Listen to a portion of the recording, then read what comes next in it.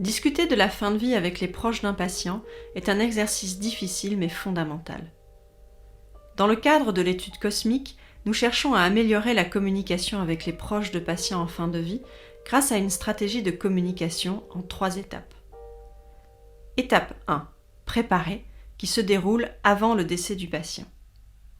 Étape 2. Respecter, qui se déroule pendant le processus de fin de vie du patient. Étape 3.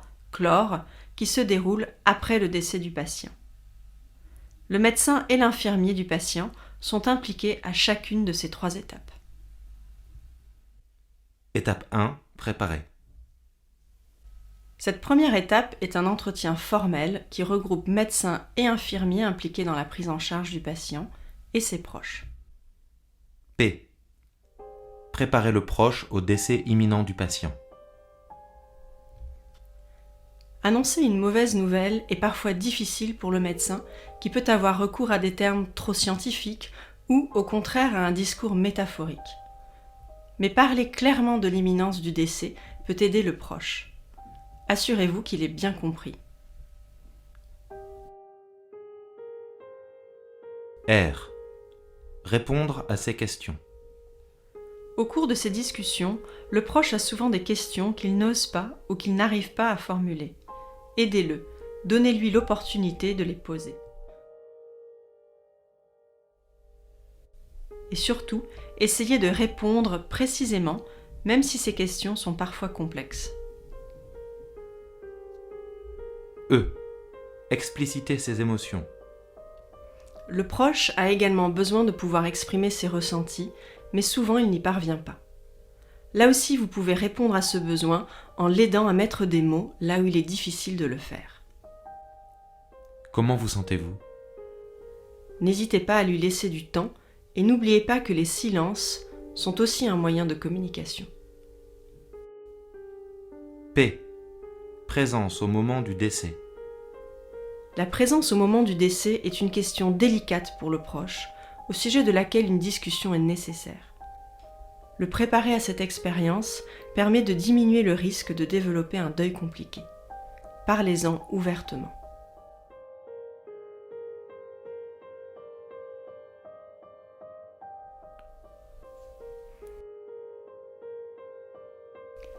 Si le proche exprime le souhait d'être présent, dites-lui comment le processus peut se dérouler et que vous serez là pour l'aider.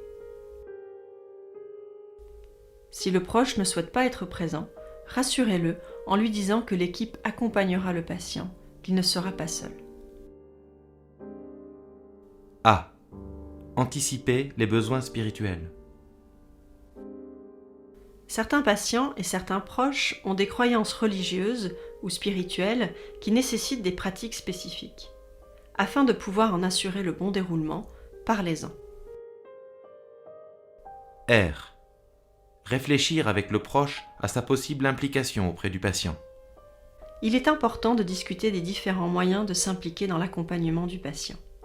Souvent, le proche reste passif, ce qu'il regrette ensuite.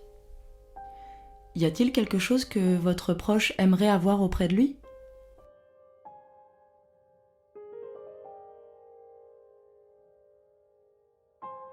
E. Encourager le proche à faire ses adieux. Ne pas dire les choses importantes, ne pas faire ses adieux est un facteur de risque de développer un deuil compliqué dans les mois qui suivent le décès.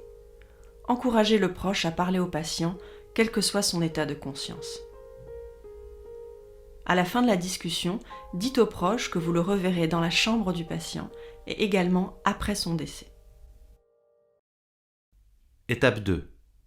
Respecter. Cette deuxième étape se déroule dans la chambre du patient, dans laquelle le médecin et l'infirmier doivent s'entretenir séparément avec le proche. R.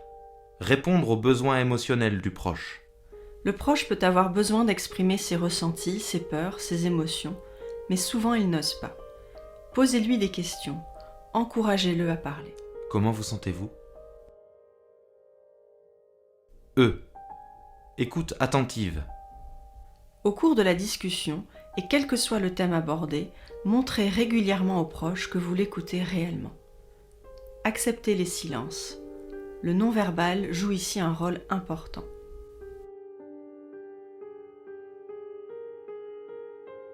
S. Soutien matériel. Une chambre de réanimation n'est pas toujours très confortable. Essayez de mettre le proche le plus à l'aise possible. Chaque détail montre votre attention. Avez-vous besoin d'autre chose? P. Pratique spirituelle. Au cours de l'étape 1, les besoins spirituels ont été abordés.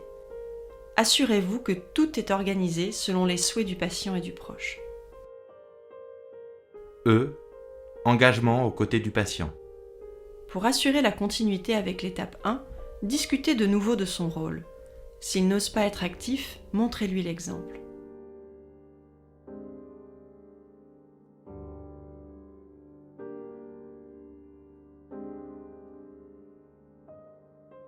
C. Clarifier et répondre aux questions. Les machines et l'organisation de la chambre peuvent susciter des interrogations. Demandez au proche s'il a des questions. Répondez-y le plus clairement possible. T. Témoigner de la présence du proche. Mettez le proche en valeur. Reconnaître son rôle est important. Votre présence est importante pour lui. N'oubliez pas de le déculpabiliser s'il souhaite s'en aller.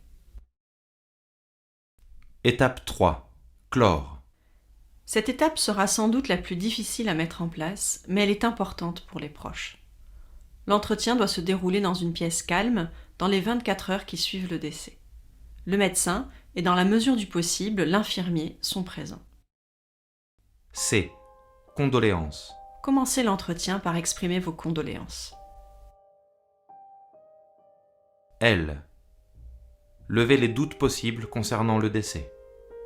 Que le proche ait été présent ou non dans la chambre du patient, des incompréhensions, des doutes peuvent peser. L'absence de réponse à ces questions peut entraver le processus de deuil. Parlez-en explicitement. Pensez à répondre précisément aux questions. O. Orienter le proche pour des démarches immédiates. Souvent le proche n'a pas de repère et se sent perdu. Orientez-le vers la personne ou le service susceptible de lui donner des réponses adaptées. R. Recontacter l'équipe. Dans les mois qui suivent le décès, le proche hésite à recontacter l'équipe. Dites-lui que vous restez disponible.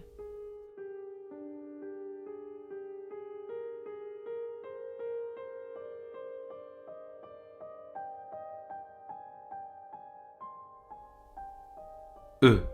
Expliciter les émotions. Comme à chaque étape, la place des émotions est importante. Plus le proche a d'occasion de s'exprimer, moins il développera de stress dans les mois qui suivent.